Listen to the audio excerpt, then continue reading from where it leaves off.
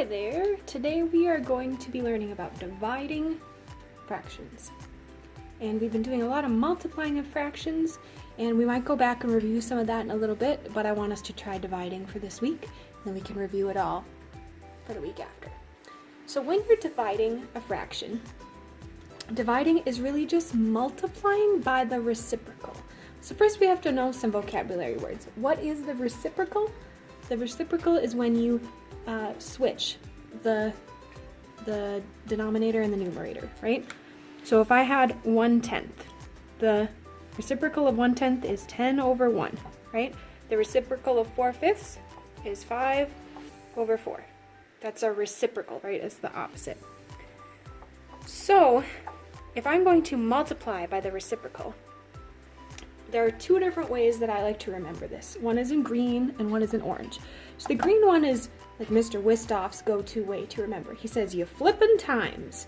And so to do that, we always start with the second fraction. We leave this one by itself. So if I'm flipping, I'm finding the reciprocal.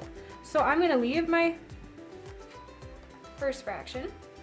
Actually, I'm going to write this in green so we know that this goes with our flipping times.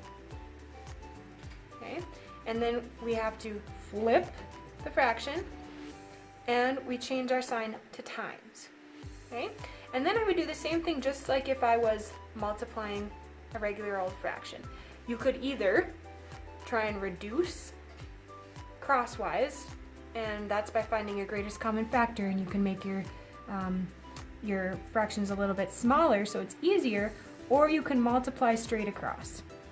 So I'm going to try and reduce these because I know that if I'm looking crossways,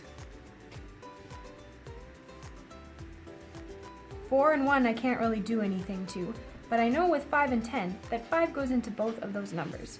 So I'm going to divide 5 by 5 and I get 1. And then I'm going to divide 10 by 5 and I get 2. So now I've reduced those and I have a 1 and a 2 there.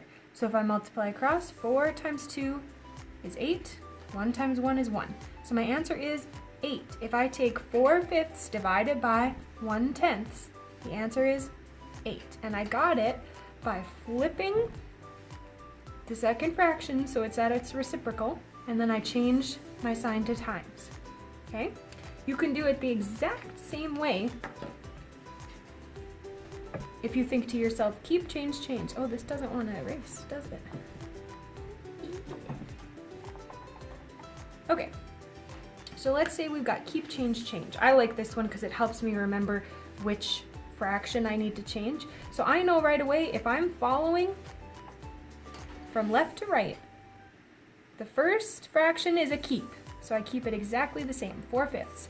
Then I'm going to change my sign to multiplying, and I'm going to change this fraction, so I need to flip it, right? 10 over 1. And then I can do the same thing, right? I multiply across, and I get 8 over 1, which is 8.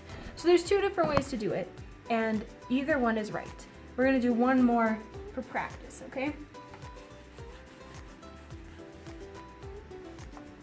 We're not going to use this green marker anymore, though. Ugh.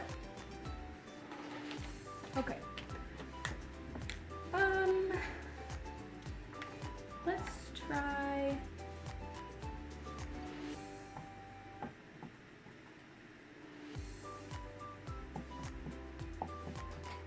Okay, since I'm using the orange marker, let's try keep, change, change.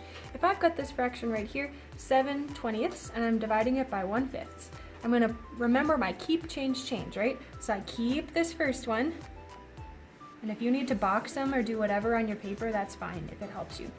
So I keep that one, I'm going to change this sign, and I'm going to change this one, right? So then, if I need to, I can reduce crossways, right?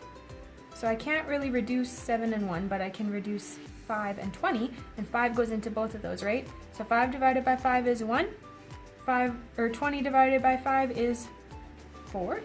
So now I can multiply straight across. 7 times 1 is 7. 4 times 1 is 4. So I've got 7/4.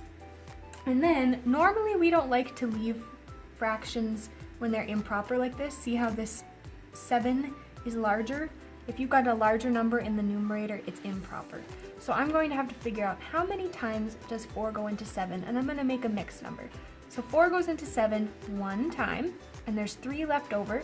So I put my leftovers in the numerator, and I keep my bottom number the same for the denominator. 1 3/4 is what my mixed number would be. Same thing as 7/4, it's just a more finished number that we like to have for our answer. Okay, so I use the keep, change, change. If you like flipping times, it's the same thing, but each time you do one of these dividing problems, I want you to think either flipping times or keep, change, change.